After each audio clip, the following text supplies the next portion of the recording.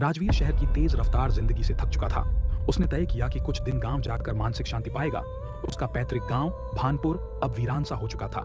गांव के ज्यादातर लोग शहर जा बसे थे, लेकिन बचपन का घर अब भी वैसा ही खड़ा था, पुराना, टूटा फूटा, लेकिन यादों से भरा।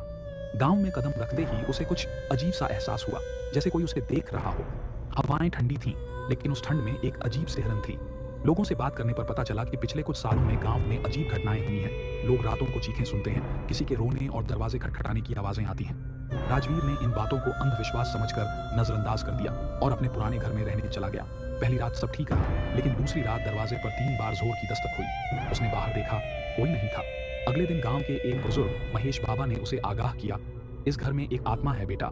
वर्षों पहले यहाँ एक औरत कमला ने अपने बच्चे के साथ इसी घर में आत्महत्या कर ली थी। कहते हैं उसकी आत्मा अब भी अपने बच्चे की तलाश में भटकती है।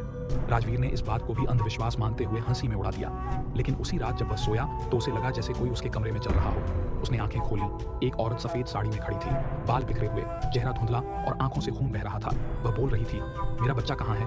राजवीर चीखते हुए उठा, लेकिन वहां कोई नहीं था। अगली सुबह उसने गांव छोड़ने का फैसला किया, पर जब वह घर से निकलने लगा, दरवाजा अपने आप बंद हो गया।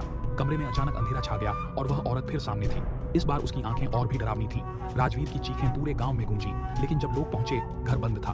दरवाजा तोड़ने पर अंदर कोई नहीं था, बस जमीन पर खून के निशान थे और दीवार पर लिखा था, अब यह मेरा घर है। तब से लेकर आज तक वो घर बंद है। जो